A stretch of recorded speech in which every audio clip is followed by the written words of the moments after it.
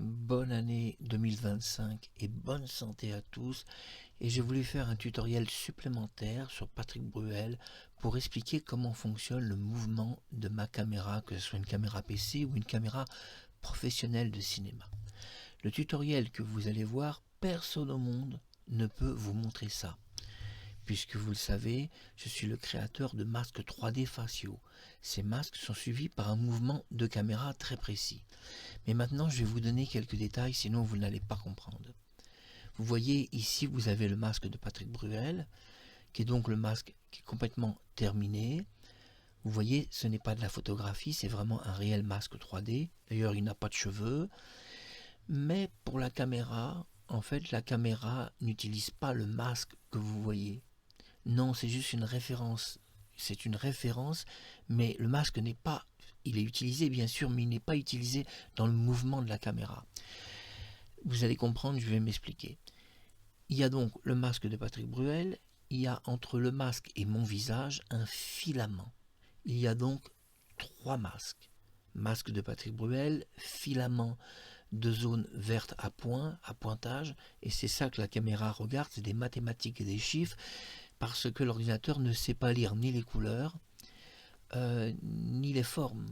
Il ne peut lire que des chiffres, des géométries, enfin c'est très compliqué un ordinateur. Un ordinateur n'a pas d'yeux humain. Nous pouvons tout décoder, nous sommes un super ordinateur, mais un ordinateur n'a pas nos yeux. Il décode ni les couleurs, ni les contrastes, il décode rien du tout, il faut tout lui apprendre pour qu'il arrive à devenir une sorte d'humain. Ici l'ordinateur est donc face à un schmilblick, c'est-à-dire un problème. La caméra va donc suivre mon visage et le masque de Patrick Bruel qui a été créé, mais doit suivre les deux en même temps, parce que sinon je ne peux pas devenir Patrick Bruel devant ma caméra PC ou professionnelle. Ici vous voyez, c'est la position de la caméra. Regardez bien la position de la caméra, elle est là. C'est la caméra de cinéma, parce que dans une caméra il y a des positions. Et ici je vais régler la position de la caméra. Donc je règle la position, je vais remonter la position du masque et apparaît le masque par pointage. Là la caméra ne détecte plus le masque de Patrick Bruel, mais détecte le pointage, parce que si vous voulez l'ordinateur utilise que des points, je vous l'ai expliqué. Donc nous ne pouvons pas détecter les couleurs, il va s'appuyer sur le masque. Pointage. Nous voyons que ce masque est détecté. Voilà, le masque est détecté. Il est d'ailleurs un peu décalé par rapport à la caméra, et je peux, vous voyez, ou baisser le décalage de la caméra, ou remonter le masque. Ça c'est selon ce que je demande à ma caméra. Nous allons faire un pointage environ comme ceci. Voilà, là nous sommes dans un pointage très précis et je peux fondre le masque. C'est bon, le masque va répondre. Vous voyez, le masque se trouve maintenant derrière.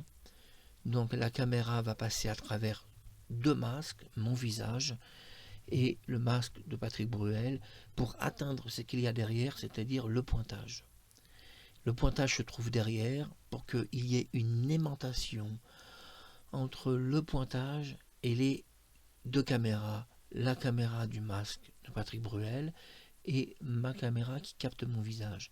Ainsi, si je ramène le pointage vers l'avant, nous voyons que le masque est OK et que la caméra est prête donc pour établir ce pointage.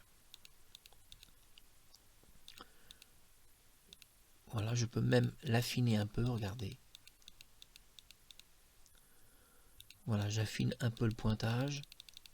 Je peux monter le pointage au niveau des yeux pour voir si tout sera OK. Voilà, je monte le menton un maximum parce que à un moment donné, si je veux monter la tête, je vérifie que ma caméra capte le pointage. C'est magnifique, regardez. Voilà, je vais accélérer le mouvement.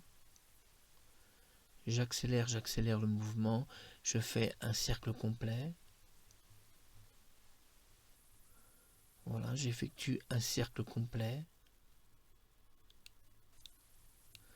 Voilà, et je reviens sur le mouvement.